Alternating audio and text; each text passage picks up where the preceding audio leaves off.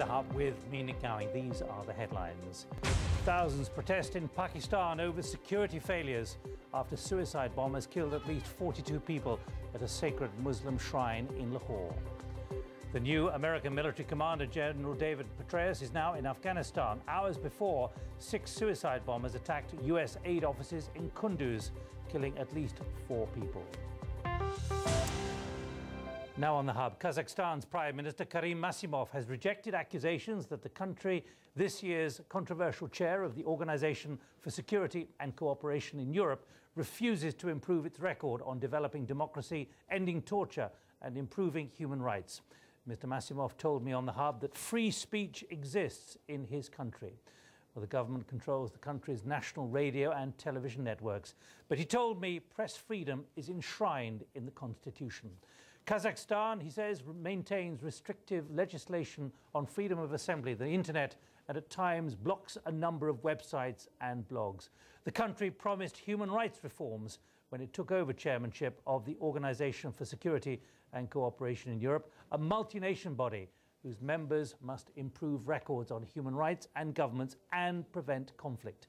So when he joined me from the capital, Astana, I put it to Prime Minister Massimov that many organisations that monitor human rights in his country say nothing has improved under the Kazakh OSCE chairmanship. I think a lot of efforts have been put on that, and we are on the track, and every day we are working for the improvement of human rights situation in my country. What are you going to do then about issues like restrictive legislation on freedom of assembly, on freedom of the media and the internet, blocking websites and weblogs, and also arresting large numbers of people who are members of the opposition? In Kazakhstan, you can freely access to all the internet, and sometimes if the opposition mass media is asking me as a prime minister that they do have some problems with the blocking of their mass media, I offer them to put their newspapers on my personal blog and websites, and they did that. I think what else you can say? The impression being left is that there isn't full free enfranchisement of anyone who wants to stand in an election in your country. Kazakhstan is a democratic country, and we are on the track for the further democratization of the situation. My president, he is a leader of the nation, but we are a democratic country, and all the election will be according to OSCE standards, and OSCE and other international organizations can supervise the situation.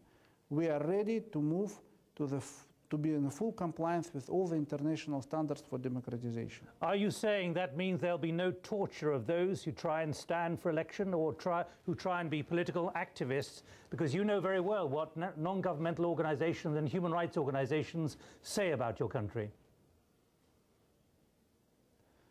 The fact that Kazakhstani non-government organizations have a right to express their view, which means that we do have a freedom of speech.